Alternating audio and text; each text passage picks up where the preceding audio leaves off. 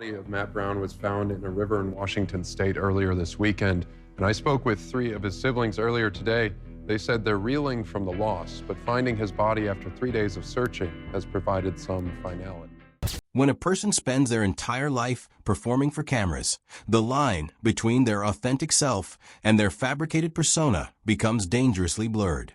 This is the central tragedy in the story of Matthew Jeremiah Brown, the eldest of 7 children who grew up in front of millions of television viewers, only to eventually become a cautionary tale about the true cost of manufactured fame and the devastating consequences of family estrangement. His death in May 2026 was not simply the end of one troubled life. It was the culmination of years of accumulated pain, isolation, and a desperate cry for help that few people truly heard. The Brown family became household names when Alaskan Bush People premiered on the Discovery Channel in 2014. Viewers were captivated by the image of this close-knit family surviving in the remote Alaskan wilderness, seemingly cut off from modern civilization. Matt Brown emerged as the talkative, capable eldest son who embodied the rugged survival spirit the show promised to celebrate. He was the warm presence that made viewers believe in the family's authenticity. However, behind the carefully edited footage and dramatic storytelling lay a much darker reality that Matt would eventually risk everything to expose. The warning signs of Matt's internal struggle appeared long before anyone outside the family truly understood what was happening. In 2013, before the show had even aired, Matt was arrested for driving under the influence after hitting a parked motorcycle in a Juneau parking lot. His blood alcohol level was nearly double Alaska's legal limit. Most viewers never learned about this incident. It was the first public indication that the eldest Brown son was battling demons that the family's wilderness narrative could not contain or explain. By 2016, Matt's addiction had progressed to the point where he required professional intervention. He spent 35 days in inpatient treatment, an experience he later discussed openly in an interview with People magazine. He described how he had watched himself gradually spiral, becoming withdrawn and losing interest in activities that once brought him joy. He traced his drinking back to extended periods in Juneau, where he had gradually befriended people who drank heavily. What began as occasional social drinking evolved into something far more serious. When he completed treatment, he spoke with genuine optimism about his recovery, expressing gratitude that he had survived a place from which many never return. That hope would prove to be tragically short-lived. 2 years later, in 2018, Matt relapsed and checked himself into the Betty Ford Center in California. His father, Billy, issued a statement to reporters saying the family would rather lose Matt from home temporarily than lose him permanently to his addiction. 8 years later, those words would carry a devastating irony that no one in the family anticipated. After this second treatment stint, Matt never returned to Alaskan Bush People. The family relocated to Washington state without him, and the separation became more complete and emotionally destructive than anyone had anticipated. Around the same time as the family's departure to Washington, 2 women came forward with allegations that Matt had sexually assaulted them in separate incidents during his time in California. The Los Angeles County District Attorney reviewed the allegations, but ultimately declined to prosecute due to insufficient evidence. No criminal charges were ever filed. However, this combination of relapse, removal from the show, and the assault allegations created a perfect storm of isolation. For Matt, his relationship with most of his family members had crossed into territory from which there seemed to be no path to reconciliation. The event that truly cemented Matt's estrangement from his family occurred on April 11, 2021, roughly 2 months after their father Billy's death on February 7, 2021. Sitting alone outside at night, Matt recorded a video that would become one of the most discussed and controversial moments in the entire history of Alaskan Bush People. In this confession, Matt articulated what he had been carrying in silence for years. He acknowledged that he had been keeping secrets that were destroying him, and he could no longer maintain the performance. Matt alleged that the show had fundamentally misrepresented how his family actually lived. He claimed that producers had provided his parents with drugs, specifically naming cocaine, and that this had directly contributed to the environment in which his own addiction had developed. He further alleged that his father had maintained absolute control over all the money the family earned from the show, and that he personally had been denied access to approximately $360,000 that he had located in paperwork his mother had processed following Billy's death. When Matt asked his mother for just $100 to buy food, she refused. The response from his family was swift and unforgiving. Bear Brown, Matt's younger brother, immediately attacked the allegations as horrible lies being told about their deceased father. He suggested Matt needed professional psychiatric help. The Discovery Channel, which had profited enormously from the family story, issued no public statement. The specific allegations Matt made have never been independently verified and remain solely his account. However, what the video revealed was undeniable. A man who had spent years carrying the weight of a manufactured narrative while suffering genuine hardship had finally decided he could no longer protect his. In the weeks and months that followed his confession, Matt found himself increasingly isolated.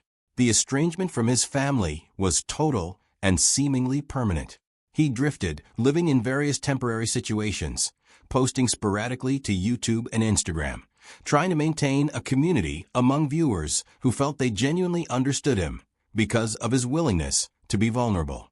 His channel biography described a man living a quiet, free life in recovery, devoted to self-growth and useful entertainment. But the reality behind the posts told a different story. By May 2026, the warning signs were everywhere, visible to anyone watching closely enough.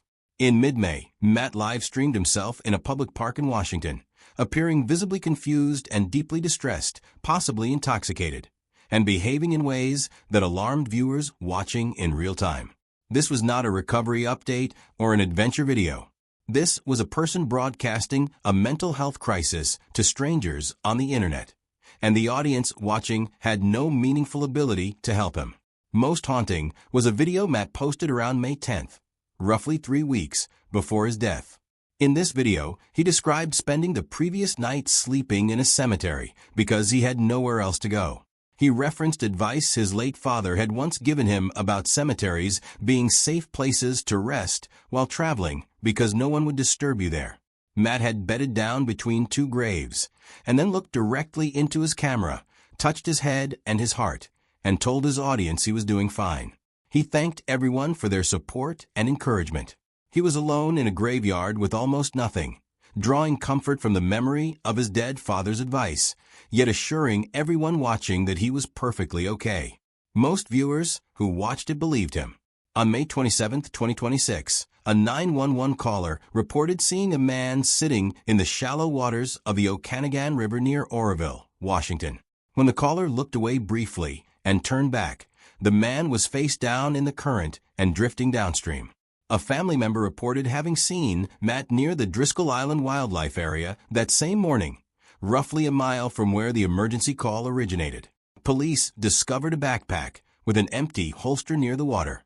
Dispatch audio obtained by multiple news outlets indicated that a suicidal man had reportedly shot himself before entering the water, though this detail had not yet been officially confirmed. The Okanagan County Sheriff's Office launched a comprehensive search operation involving divers, cadaver dogs, sonar equipment, and boats from the Washington Department of Fish and Wildlife. Brother Gabe was present at the scene and cooperating with police. For 2 days, the search continued methodically and grimly. Then a severe storm moved through the region, making the river conditions too dangerous to work safely. The official search was suspended. On Friday, May 29th, Bear Brown posted publicly for the first time, expressing his belief that his brother was gone. He explained that he had been told Matt took his own life near the river. While he clung to the slimmest possibility that the information might be incorrect, he had already begun mentally preparing himself for the worst. His voice in that video carried the particular weight of someone who has already accepted a devastating truth they desperately hope is wrong. 2 days later, a private search party located the body. Noah, Matt's brother, was part of the team that found him. Noah was the one who helped pull his brother from the water. Noah was the one standing at that riverbank who confirmed it was Matt. On May 31, 2026, Bear Brown sat in front of his camera, barely holding himself together, and announced to the world that his older brother was dead. His voice cracked repeatedly as he confirmed what the family had been dreading. The body recovered from the Okanagan River in northeastern Washington had been positively identified as Matt Brown, age 43, the eldest of 7 Brown children. What made Bear's announcement almost unbearable to witness was a detail that could easily have been lost in the weight of the tragedy itself. Bear pushed back against narratives circulating online, suggesting the family had simply abandoned Matt. He insisted the situation was far more complicated than any headline could capture. But then he addressed something far more profound. Bear mentioned that in one of Matt's final videos, Matt had spoken openly about how deeply the negative comments on his posts had hurt him.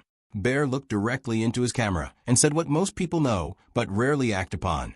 The person on the other side of the screen is a real human being, and sometimes words hurt more deeply than physical violence ever could.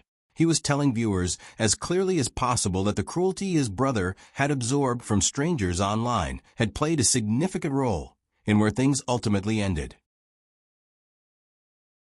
This statement deserves to be heard and internalized by everyone who has ever posted a cruel comment on a stranger's social media and then dismissed it as meaningless.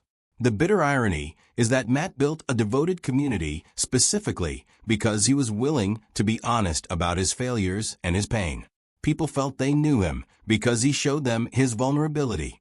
That same vulnerability, however, became a target for others who used it as ammunition for cruelty.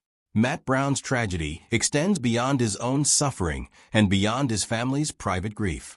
Since the mid-2000s, dozens of reality television stars have died by suicide, with separate tallies placing the international figure at over 28. These shows extract drama from real human beings, build audiences around their vulnerabilities, and then release these individuals back into ordinary life without adequate support structures, carrying the permanent weight of public scrutiny and judgment. Matt carried his addiction, his estrangement, and his grief. But he also carried something almost never discussed in coverage of reality television suicides: the burden of being the only person in his family willing to declare publicly that their carefully constructed narrative was fundamentally false. The honesty that isolated him from his family and cost him his place on the show was the same honesty that made the people who genuinely followed him feel they actually understood him. He transformed his failures into a bridge connecting him with others, and then watched portions of that community weaponize his vulnerability against him. Matt Brown was 43 years old when he died in the Okanagan River. He was the eldest of 7 children, and the only one brave enough to say that the story his family had sold to millions of viewers was never entirely authentic. He paid a price for that honesty that most people watching from their couches would never have paused to calculate. His family is now sitting with a loss that no camera could ever properly frame. The millions of strangers who watched him throughout his life through their screens and convinced themselves they truly knew him are only now beginning to understand that they may never have known him at all. Like, subscribe, and follow for more.